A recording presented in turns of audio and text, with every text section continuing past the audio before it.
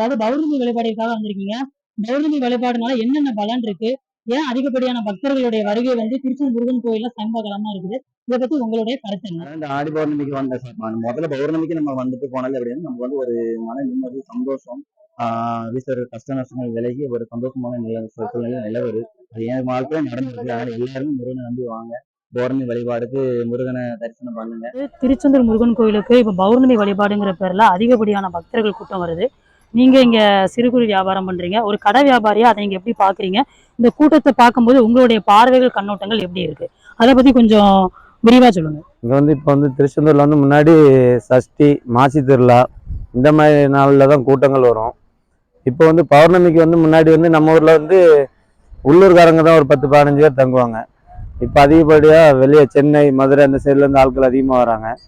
இந்த கூட்டம் இப்போ விசாகம், மாசி திருவிழா, சஷ்டியை விட அதிகமான கூட்டம். இப்போ வியாபாரங்கள் டபுள் மடங்கு. எங்களுக்குலாம் பஞ்சாமிரதெல்லாம் கொடுக்க முடியல, அந்தளவுக்கு வியாபாரம் நடக்குது. இப்போ முன்னாடி பௌர்ணமி இப்போ விசாகம் அந்த மாதிரி தான் கூட்டம் வந்துக்கிட்டு இருந்துச்சு. இப்போ அதிகமாக பௌர்ணமி, இந்த சித்திரா பௌர்ணமியிலேருந்து இப்போ இடையில 2வது குபேர பௌர்ணமின்னு ஒன்று வந்துச்சு. அதுலேருந்து இப்போ ஒரு 3 பௌர்ணமி விளக்கத்துக்கு மாறாக கூட்டம் அதிகமாக வந்துக்கிட்டு இருக்கு. எங்களுக்கு வெளியே போய் சரக்கு எடுத்துகிட்டு உள்ளே வச்சு வியாபாரம் பார்க்குறக்கே திணறா வழி, ரோடு இடைஞ்சல், இந்த மாதிரி ரொம்ப நெரிசல் அதிகமாக இருக்குது. டீ கடை இந்த மாதிரி மக்கள் ரோட்டில் தான் எல்லாமே தங்குறாங்க. எங்களுக்கு வெளியே போகிறது வர்றது எல்லாமே இடைஞ்சலாக தான் இருக்குது. விசாக வியாபாரத்தோட போன வாட்டி விசாகத்தை விட பௌர்ணமிக்கு தான் எங்களுக்கு அதிகமான வியாபாரம். இப்போ இந்த பௌர்ணமி வழிபாடு என்னங்கிறது எங்களுக்கு தெரியல. அதிகமான வியாபாரங்கள் வருது. அதில் நாங்கள் இப்போ ரொம்ப மகிழ்ச்சியாக இருக்கோம்.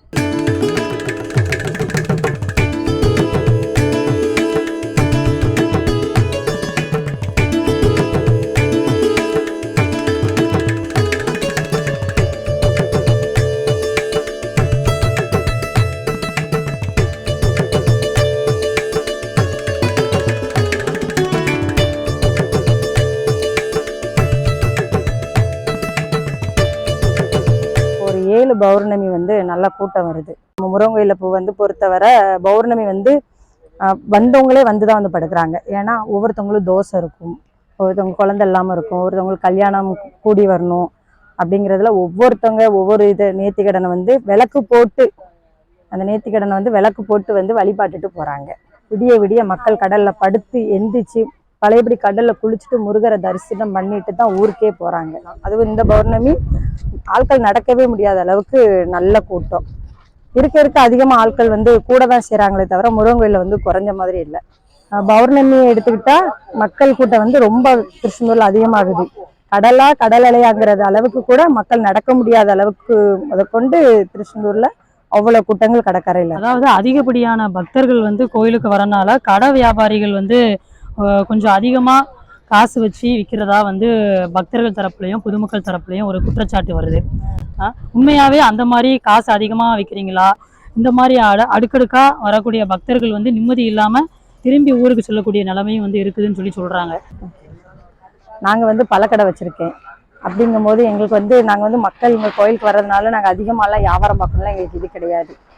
எங்களுக்கு கட்டுறது பற்றி தான் நாங்க வியாபாரம் பார்க்குறோம். அவங்க தேவைக்கு இந்த மாதிரி தான் நாங்க கொடுப்போமே தவிர நாங்க அதிகபட்சமா எதுவுமே நாங்க விற்கல. ஏன்னா அப்படியே விற்கிறது ஒரு சில பேர் விற்கிறதா இருந்தா கூட அவங்க கொடுக்குறவங்க அதிகமா கொடுப்பாங்க. அதனாலதான் அவங்க அப்படி விற்க வேண்டிய சூழ்நிலை இருக்கலாம்.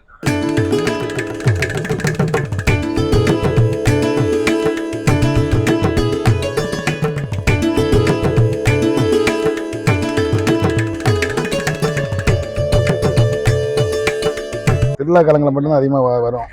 மற்ற இந்த ஆடி மாதம் சில நாட்கள்லாம் கூட்டமே இருக்காது. ஆனால் இப்போ பௌர்ணமின்னு சொல்லி விசேஷமாக வராங்க. அது குபேர பௌர்ணமிங்க, சுக்கர பௌர்ணமிங்க. ஆனால் கூட்டங்கள் அளவுக்கு மிஞ்சி வரனால வியாபாரங்கள் நல்லா இருக்குது. திருச்செந்தூர் அவங்களுக்கு வர்றவங்களுக்கு கொஞ்சம் சாப்பாடு தான் நைட்டு கொஞ்சம் கஷ்டப்படுறாங்க, மற்றபடி எல்லாமே நல்லா இருக்குது. அதாவதுன்னா முன்னாடிலாம் பௌர்ணமி அப்படிங்கிற இருந்துச்சு சரிங்களா. இப்போ பௌர்ணமிக்காகவே ஒரு வழிபாடுங்கிறத புதுசாக கொண்டு வந்திருக்காங்க பார்த்தீங்களா. அப்படி வரும்பொழுது அந்த கூட்டத்தெல்லாம் பார்க்கும்போது உங்களுக்கு அது எப்படி இருக்குது? இதை ஏற்றுக்கொள்ளக்கூடிய விஷயம் தானா, இல்லை இது வரவேற்கத்தக்கக்கூடிய விஷயம் தானா? நீங்கள் உங்களுடைய கண்ணோட்டத்தில் அதை எப்படி பார்க்குறீங்க? அதாவது பௌர்ணமினாலே ஏற்கனவே முன்னால் ஒரு 2-3 வருஷமாகவே ஆட்கள் வர ஆரம்பிச்சிட்டாங்க. ஆனால் அது இப்போ இந்த சித்ரா பௌர்ணமிலேருந்து அது வேறு மாதிரி ரீச் ஆகி போச்சு. அது கிட்டத்தட்ட தமிழ்நாடு, இந்தியா லெவலில் எல்லாருமே வந்துட்டு போய் அதை மேக்ஸிமம் கோயிலில் எல்லாருமே முன்னாள் தங்கி இருந்து சாமி கும்பிட்டு போவாங்க. இப்போ யாருக்கும் அந்த பழக்கம் இல்லை. வந்தவொடனே இன்ஸ்டன்ட் காப்பி மாதிரி உடனே சாமி கும்பிட்டு போகணும்னு நினைக்காங்க. தங்கி இருந்து அந்த ஒரு நாள் அவங்களுடைய மைண்ட்லேருந்து எல்லாமே ரிலாக்ஸ் ஆனால் தான் அவங்களுக்கு ஒரு ரிலீஃப் ஆகும். அதை வந்து மறுபடியும் கொண்டு வராங்க, நல்லது தான். இதனால் ஆன்மீகத்துக்கும் சரி நம்ம ஒரு வழிபாடு என்ன முறையில் பண்ணுங்கிறத மறுபடியும் காட்டுறாங்க.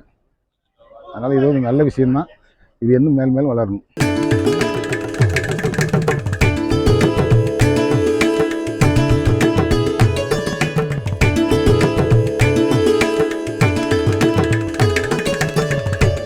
புதுசா வந்து நம்மளுடைய திருச்செந்தூர் முருகன் கோயில்ல பௌர்ணமி வழிபாடு வந்து ஆரம்பிச்சிருக்கு. அது எதுல இருந்து ஆரம்பிச்சது? பௌர்ணமி வழிபாடிற்கு வரக்கூடிய பக்தர்கள் வந்து பக்தர்களுக்கு என்ன பயன், திரும்பி வீட்டுக்கு செல்லக்கூடிய பக்தர்களுக்கு என்ன பயன், இங்க வழிபாடு செய்யறதுனால என்னென்ன அனுகிரகங்கள்லாம் நடக்கிறது, அதை பத்தி கொஞ்சம் விரிவா கொஞ்சம் சொல்லுங்க. சரிங்களா?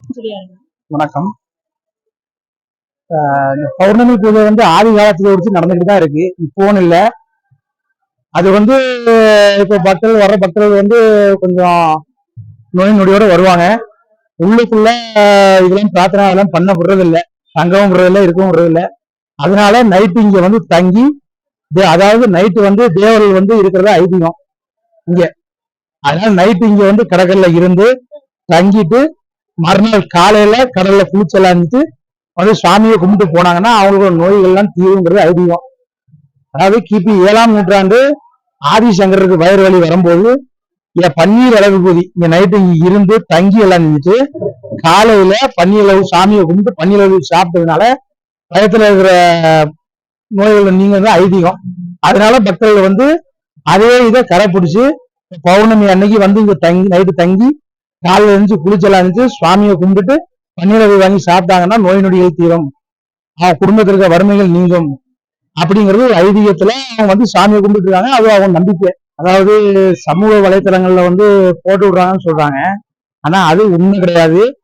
வழி வழியா ஆரம்ப காலத்துல வச்சு நடந்துட்டு தான் இருக்கு. அதை யாரும் வந்து யூடியூப்லயோ உள்ள போடுறவங்களோ வந்து பார்த்தது இல்லை. புதுசா இப்போ கொஞ்சம் கூட்டங்கள் வந்த உடனே யூடியூப்ல புதுசா வருது சித்ரா பவன், அதெல்லாம் ஒண்ணும் கிடையாது. ஆரம்ப காலத்துல வச்சு இது நடந்துகிட்டு தான் இருக்கு. சொல்றவங்க வந்து யாரும் பாக்குறது இல்ல, வைக்கிறது இல்ல.